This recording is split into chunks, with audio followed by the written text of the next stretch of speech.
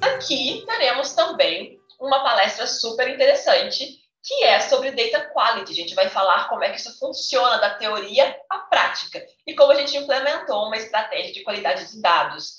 Quem vai falar sobre isso para a gente são as engenheiras de dados, Paloma Ribeiro e Taluna Mendes. Paloma, Taluna, é com vocês.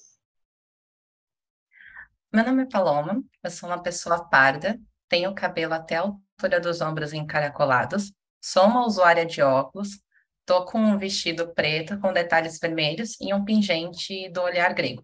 E eu tenho como fundo o tema da XConf. Tá, eu sou a Taluna, né? Como a Nay falou assim, sou engenheira de dados na ThoughtWorks, eu fico no escritório de São Paulo, sou uma mulher branca, tenho um cabelo esverdeado, né? Que dá para mostrar um pouquinho, que para quem consegue enxergar, da altura dos ombros, tenho um fundo da TW, né? Desse XConf, tá? Um fundo azul. E estou usando a blusa da ThoughtWorks, que está com a XConf comemorativa. Vou botar um pouquinho aqui para vocês verem que está muito bonitinha. Como a Nay falou, a gente vai começar a falar um pouquinho de qualidade de dados, né? E como que a gente implementou isso. Então, iniciando a nossa palestra, eu gostaria de começar num questionamento, né? Sobre o que de fato é qualidade de dados. Então, pegando um pouquinho, né, na nossa parte do que vem de teoria prática, bora pegar um pouco da teoria. Então, o que significa qualidade de dados? Qualidade de dados, a gente pegando a fundamentação teórica, né, da pessoa Rupa Mahanti, que escreveu o livro, né, bem famoso desse livro com a Data Quality, qualidade de dados é a capacidade dos dados para satisfazer negócio, sistema e requisitos técnicos de uma empresa. Então, dessa definição, a gente deixa bem nítido que qualidade de dados não é apenas pegar os dados que estão no sistema, qualquer tipo de dado que a gente quer validar, fazer um tratamento e está tudo ok. É necessário satisfazer o negócio, né, para ter uma qualidade de dados. Então, como é que a gente vai fazer essa qualidade? Como é que a gente vai saber se vai satisfazer o negócio? Então, uma forma que a gente tem de operacionalizar, né, essa qualidade dos dados é através de alguns cálculos de métricas. Esses cálculos de métricas a gente pode dividir em categorias. Então, existem diversas categorias, assim, mais de 25 assim, classificações. Para cá, para o efeito da palestra, a gente trouxe apenas 6, para facilitar, né, o entendimento e dar só um overview. E essas dimensões, elas, na hora da escolha da qualidade de dados, a gente tem que saber escolher de acordo com o requisito do negócio.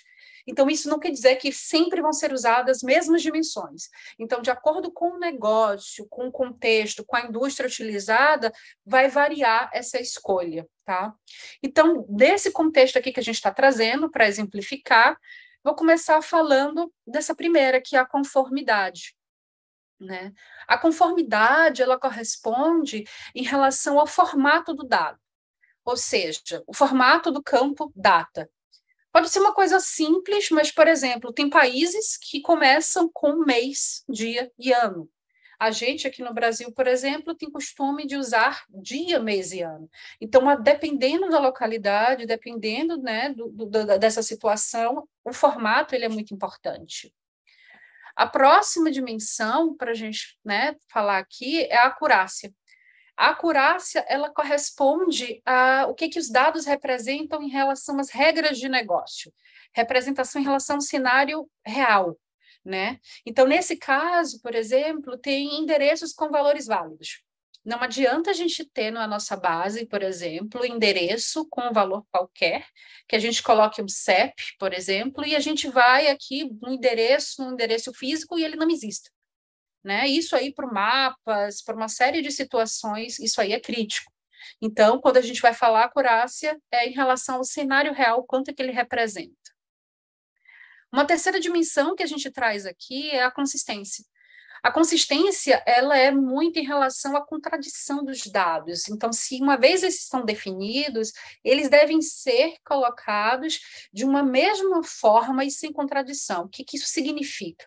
Digamos que a gente tem uma base do governo, e a gente sabe que a gente tem milhões de sistemas que são integrados. Aí uma pessoa falece. Não adianta ter essa base do governo na Caixa Econômica, né, que a pessoa faleceu na FGTS, e essa pessoa está com status ativo, por exemplo, lá na parte do INSS, ela continua recebendo a aposentadoria. Isso é crítico. Então, a consistência trata em relação a esse tipo de coisa. A próxima dimensão que a gente fala aqui é a completude. A completude, ela representa o percentual, né, de completude dos campos ou registros preenchidos. Então, digamos, a gente tem uma pesquisa, né, que a gente manda um formulário para uma quantidade de pessoas, uma amostra de pessoas, que seriam 100 pessoas recebem um formulário. O que a gente considera válido de completude para que as pessoas preencham completamente esse formulário? Então, numa pesquisa, é válido, por exemplo, de 100 pessoas, apenas 40% respondem completamente. Isso é válido? Isso não é válido? Então, essa dimensão, ela corresponde a esse tipo, né, de validação. E a quinta, né, que a gente pode falar aqui, é sobre a pontualidade. A pontualidade é o seguinte, esses dados eles vão ficar disponíveis quando eles são esperados e necessários, então o tempo, o timing dele é muito importante. Então, por exemplo, sistemas bancários, né? Todos os dias, alguns bancos, eles geram relatórios, né, de que pagamentos, operações bancárias foram geradas. É necessário o fechamento diário.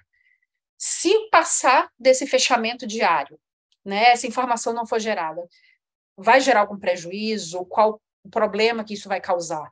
Então, esse tipo de tratamento é importante. Então, quando eu falei que depende do negócio, por exemplo, pode ser que em outro caso a pontualidade não seja necessária. Num sistema bancário é. E a última é em relação à integridade.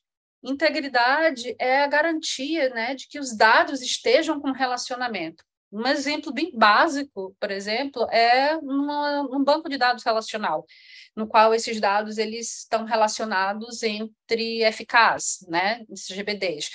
Nesse caso, essa operação ela é validada automaticamente, mas tem casos que não são.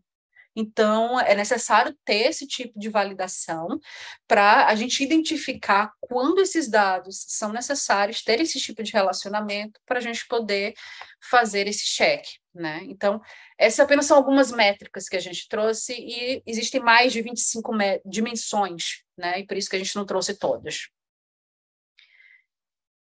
Então, diante disso, né, quais são os benefícios que a gente tem para ter uma qualidade adequada, né?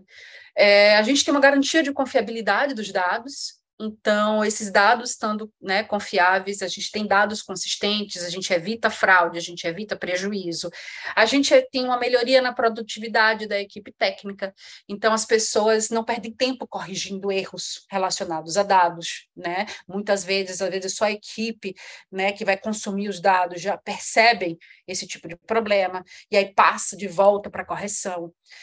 O contexto do negócio está bem definido.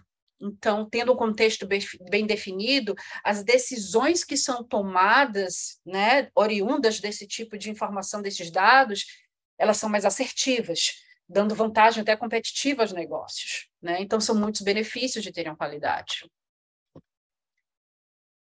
Então, a gente sabendo, né, dessas qualidades, eu coloquei, né, que são alguns benefícios, mas por que é tão importante, né, além desses benefícios, por que é tão importante que os dados, né, tenham uma qualidade adequada? Aí, a gente trouxe para cá alguns números, né, para vocês terem a noção do impacto causado. Então, esses números são dados de pesquisas no mercado global. Então, teve uma pesquisa, né, que foi feita, ou seja, 90% das empresas relataram que enfrentam problemas relacionados à qualidade de dados. É um número muito significativo. Ou seja, quase 100%, que ainda enfrenta problema de qualidade de dados, né? Um outro número que a gente trouxe também, né, não é quantitativo, né, em termos de quantidade de empresas, mas o prejuízo financeiro que isso pode causar, ou seja, quanto é que custa no bolso. E isso é muito importante, né? Ou seja, investimentos deixam de ser feitos, né? Ou seja, 15 milhões de dólares é a estimativa de prejuízo por ano, em consequência de problemas, né, de qualidade de dados. Isso aí é muito grave. O quanto que a gente podia estar deixando de perder, né, e investindo em coisas outras se a gente tivesse uma qualidade adequada. Então, em relação a isso, né, qual é a raiz desse problema todo, né? Então, a raiz desse problema todo que a gente considera, a gente tem que estar falando, a qualidade é do quê? Dos dados. Então, a gente está trazendo aqui, né, a qualidade, ela é sempre analisada em cima deles. A gente está trazendo a pirâmide do conhecimento para mostrar quanto é importante essa análise em cima dos dados. A pirâmide do conhecimento, ela vai subindo até o topo e a gente vai ganhando contexto e entendimento à medida que a gente chega. E a gente trouxe um caso aqui rápido de análise de casos de coronavírus no país, que é bem recente, então, para a gente ter uma associação dessa importância. Então, os dados, eles são a base da pirâmide. Então, o que representa neste caso? Números de casos de Covid. Então, só por dado, ele traz pouco valor, porque essa informação dissociada de outras coisas não trazem nada que a gente pode tirar de valor assim, né, em cima disso. Então, o que a gente precisa fazer? A gente precisa ter um significado, a gente precisa interpretar isso. Interpretando isso, a gente tem o quê? A gente pode associar esse dado de Covid com outros dados, ou seja, faixa etária, região.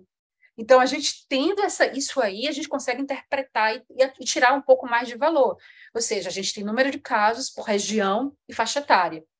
Então, o que a gente pode tirar dessa informação? A gente vai obter mais conhecimento em cima, né? A gente obtendo conhecimento, a gente pode aplicar, por exemplo, algumas técnicas de inteligência artificial e tal, e gerar projeções, né? Modelos matemáticos para gerar projeção de contágio em cima por região e faixa etária, né? O objetivo dessa pirâmide é que a gente chegue no topo e tenha mais sabedoria. Essa sabedoria é necessária para a gente tomar decisões. Então, a gente sabendo qual é a projeção da taxa de contágio por região e faixa etária, a gente consegue fazer um planejamento para saber onde melhor se adequa e a questão de distribuição de vacina por faixa etária e região. Então, agora imagina, né, se lá atrás, se lá no topo, se lá na base da pirâmide, esse dado, ele não estivesse sendo bem tratado, qual é o impacto que ia chegar lá no topo? Ou seja, a distribuição das vacinas iam ser erradas, a taxa de contágio ia aumentar e a taxa de mortalidade, né, ia aumentar em relação ao Covid. Então, por isso que é muito importante, né, e a raiz de tudo é o dado, né, seja a qualidade que seja tratado e que essa qualidade seja ao longo, né, end-to-end, assim, que é o que a gente chama em relação ao tratamento. E existem riscos, né? Eu comentei um pouquinho, né, do problema agora em relação à taxa de mortalidade, mas alguns riscos com a baixa, né, qualidade dos dados se a gente não tiver uma análise eficaz, que é prejuízo financeiro. Então, que é o que a gente mencionou com os 15 milhões de dólares, ou seja, se a gente não tiver uma análise eficaz, não vai refletir o cenário real. Então, nesse caso do Covid, pessoas podem morrer. A gente pode ter também investimentos que são mal sucedidos, né? Negócios podem fechar. A gente tem perda de produtividade, que são sobrecarga dos engenheiros com correções. A gente tem problemas com clientes, porque a gente vai ter essa sobrecarga de correções, a gente vai ter entrega de delivery, a gente pode ter questões de fraude. Então, assim, são várias coisas que a gente pode ter, riscos que a gente precisa, né, mitigar em relação a riscos, né, com essa questão de baixa qualidade. Então, o que a gente pode fazer para mitigar esses riscos, já que é uma coisa muito importante a qualidade de dados? Aqui a gente começa a abordar um pouco da estratégia que a gente fez para essa parte de qualidade de dados. E deixar bem claro que não significa apenas o uso de ferramenta. Então, a gente já quebra esse paradigma de associar a qualidade de dados à utilização de ferramentas.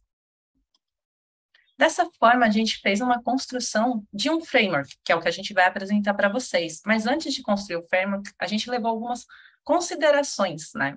O que não pode faltar no pensamento desse framework que a gente vai apresentar para vocês? Primeiro, ele foi totalmente baseado no pensamento ágil.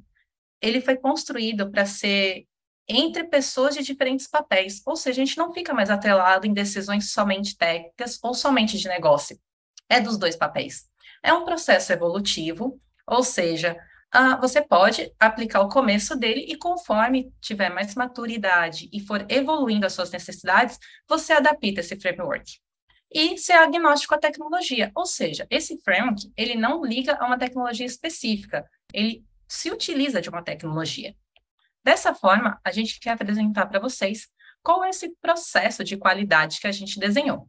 Ele se divide basicamente em 4 etapas, onde a primeira é a escolha desses atributos, né? Quais atributos a gente precisa avaliar nesse momento? Num segundo momento, a definição das dimensões das métricas, ou seja, com base nesses atributos, o que a gente precisa definir? E num terceiro momento, fazer as implementações das validações, que é onde a gente escolhe quais ferramentas a gente vai utilizar. E num quarto momento, monitoramento e alerta, que quais dados devem ser monitorados e para quais esses alertas devem ser destinados, porque não é só ter um monitoramento, você precisa ter uma ação correlacionada ao mesmo. Apresentando esse framework, a gente vai para a parte prática, para trazer um contexto para vocês de como associar o framework a um cenário real. Dessa forma, a gente traz um cenário de um dataset que a gente pegou no Kaggle, do OList especificamente, onde a gente tem vários outros datasets, mas a gente foca especificamente nesse aqui, no momento que a gente vai mostrar para você. Esse dataset, ele contém dados públicos, e são reais, mas tem alguns dados que estão anonimizados, e contém informações de geolocalização referente ao comércio eletrônico. E a gente vai ter dados de 2016 a 2018. Os principais atributos que a gente vai olhar é o zip code, que tem essa formatação de 5 campos, a latitude, a longitude, a cidade com seu descritivo e o estado com uma abreviação. Com base nesse cenário, a gente fez uma arquitetura fazendo o foco de uma extração, processamento e disponibilização. Num primeiro momento, a gente faz a extração desses dados no Kaggle, que são dados CSV, faz o tratamento dos mesmos, passa para uma segunda etapa. Quando a gente faz essa segunda etapa, a gente faz algumas transformações básicas para não perder muita objetividade desses dados. Então, a gente faz uma validação do esquema, para a gente garantir que a gente tenha os mesmos atributos durante o processo. A gente valida quais dados a gente limpou, né, porque pode ser que não sejam necessários todos esses dados, e a gente valida se as transformações que a gente fez não comprometeu a qualidade desses dados. Depois que esses dados são transformados, a gente passa para uma outra camada, que é onde a gente vai deixar esses dados consumíveis, que a gente pega, faz transformações para garantir que as necessidades que o negócio trouxe sejam atendidas, para depois a gente poder ter outros recursos que consumam esses dados que estão sendo disponibilizados. Nesse desenho, a gente destaca aqui as partes vermelhas, que é o que a gente vai detalhar para vocês, que é a prática que a gente faz a associação com o framework. E a gente traz ainda mais um foco no Great Expectation, que é uma ferramenta de validação dos dados. Ela não faz orquestração, tá? Ela é um step a mais dentro de uma pipeline de dados. Dessa forma, a gente traz novamente o framework e vai passar por cada uma das etapas, falando como ela foi adaptada. A gente tem um contexto, né, uma necessidade do negócio, que é garantir que a gente consiga ver as vendas por região no Brasil, utilizando um mapa de calor. Então, no primeiro momento, quais atributos a gente precisa?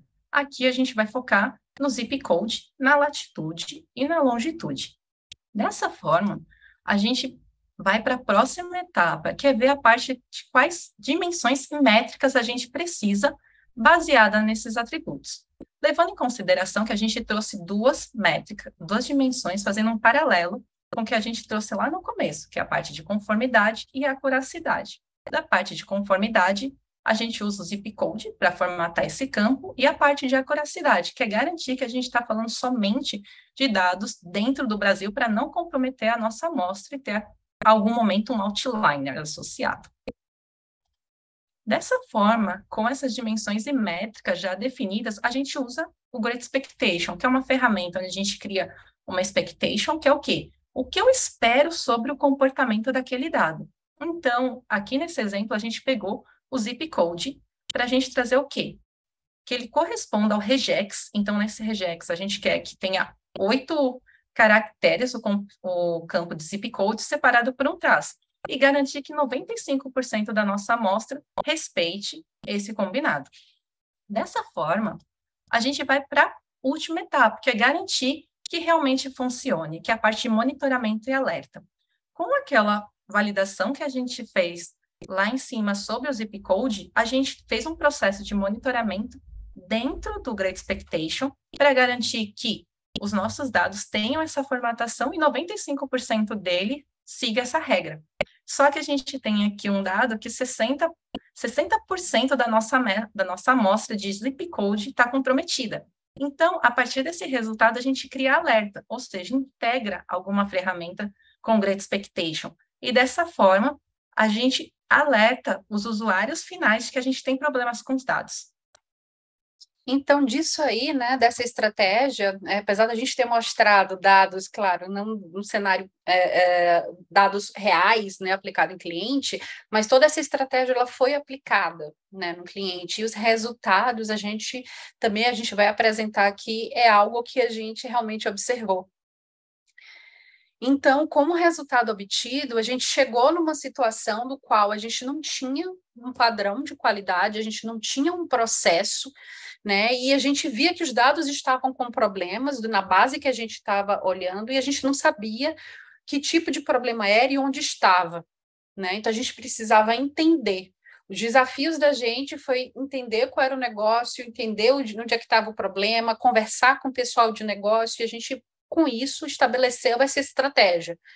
Estabelecendo essa estratégia, a gente conseguiu uma maior rastreabilidade dos dados, entender de onde eles estavam vindo, qual era o impacto para o negócio, e a partir daí, com essa aplicação dessa estratégia, com esses monitoramentos, com essas variações, né, dos dados em relação aos relatórios, a gente conseguiu tomar ações direcionadas. A gente conseguiu descobrir, por exemplo, que o problema dos dados, em grande sua maioria, vinha da produção, ou seja, não era da base que a gente recebia, mas dos produtores dos dados.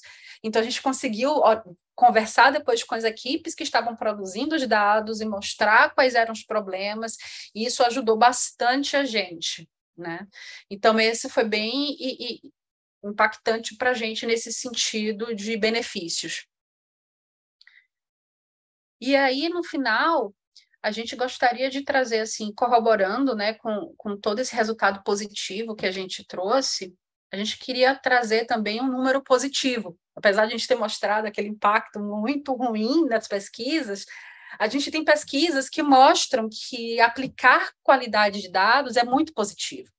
Né? Então, 75% dos negócios que investiram em qualidade de dados, eles tiveram seus objetivos anuais ultrapassados, ou seja, eles excederam as expectativas, né, em 2021. Então, isso muito corrobora com o que a gente fala, com o que a gente vem trazendo, que é importante ter uma qualidade de dados, né, em termos de benefício para o negócio. E aí, como é que a gente começa? Não temos nada. A gente começa por onde? Por tecnologia. É isso mesmo, Paloma? A gente começa por tecnologia?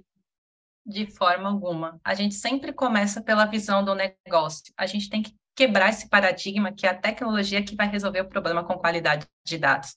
Primeiro, a gente precisa e é necessário a gente ouvir o que o negócio tem para trazer para a gente. Então, sempre leve em conta a visão do negócio antes de começar qualquer processo de qualidade de dados. Então é isso, pessoal. A gente queria agradecer, né, quem ficou aqui, quem assistiu, né, a gente, e além disso, que vocês implementem qualidade de dados, que se empolguem, né, com essa mensagem, negócio, qualidade de dados. E além disso, além de agradecer vocês a palestra, que a gente quer divulgar também que nossa equipe de dados está aberta. Espero que vocês curtam, temos posições abertas e será um prazer ter vocês com a gente. Muito obrigada, Thaluna. Obrigada, Paloma.